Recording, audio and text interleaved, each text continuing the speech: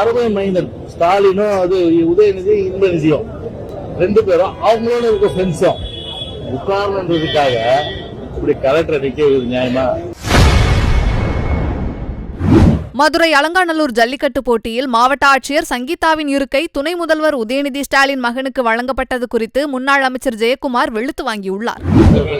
அலங்காநல்லூர் ஜல்லிக்கட்டு பாத்தீங்கன்னா மாவட்ட ஆட்சியர்லாம் கலந்துக்கிட்டாங்க. அதிமுக தொண்டர்கள் ஜல்லிக்கட்டு காளைகள் தான், காளையின் காளைகள் எல்லாமே எப்படி அந்த வீரத்தோட இருக்கிறவங்க வீரத்தோட இருக்கிறவங்க என்னடா ஒரு பெரிய அளவுக்கு ஒரு ஜல்லிக்கட்டு காளைகள் பொதுவா இந்த பொங்கல் பண்டிகை முன்னிட்டு ஒரு ட்ரெண்ட் ஆகும். ஆனா இன்னைக்கு ஒரு தேவையில்லாம ஒரு விஷயம் ட்ரெண்ட் ஆகிட்டு தான் இன்னைக்கு வருத்தப்படக்கூடிய ஒரு விஷயம்.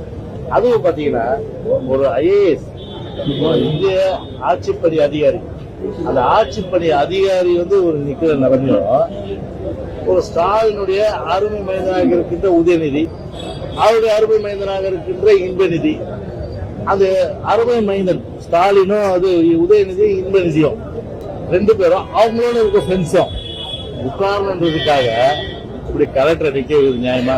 நம்ம சங்கீதா கலெக்டர் பொறுத்தவரை பேட்டி கொடுத்தாங்க. அவங்க என்ன எதிர்த்த கொடுப்பாங்க சொல்லுங்க?